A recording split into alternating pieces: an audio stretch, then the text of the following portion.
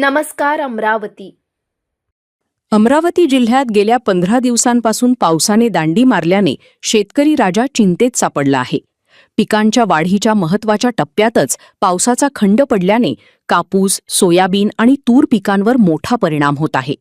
जिल्ह्यात आतापर्यंत सरासरी केवळ 66.2% पाऊस झाला असून तब्बल 202.30 मिलीमीटर पावसाची तूट नोंदवण्यात आली आहे.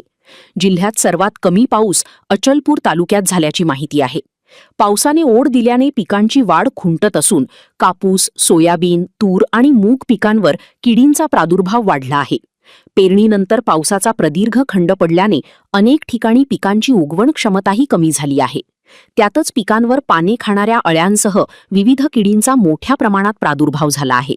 शेतकऱ्यांनी फवारणी करूनही रोगराई आटोक्यात येत नसल्याने चिंता आणखी वाढली आहे.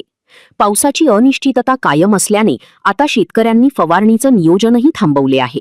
पिकांच्या वाढीच्या काळातच पावसाने दांडी मारल्याने याचा थेट परिणाम उत्पादनावर होण्याची शक्यता आहे. त्यामुळे बळीराजाचे आभाळाकडे डोळे लागले असून दमदार पावसाची प्रतीक्षा कायम आहे.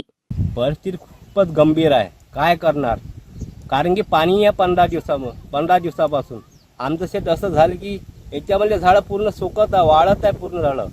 काय करायचं काही समजत नाही. एवढं कर्ज काढून आम्ही पीक उभं केलं पण काही कामाचं नाही. पिकाने आम्हाला दगा दिला आहे. काय करायचं? हे सर्व दक्षता घ्यावी याची.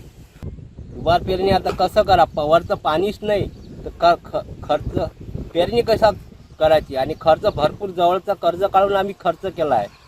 पहिले ते कर्ज पहिले निलंबित करायचं आणि हे सरकारने आम्हाला कम से कम कर्जमुक्त माफी द्यावी.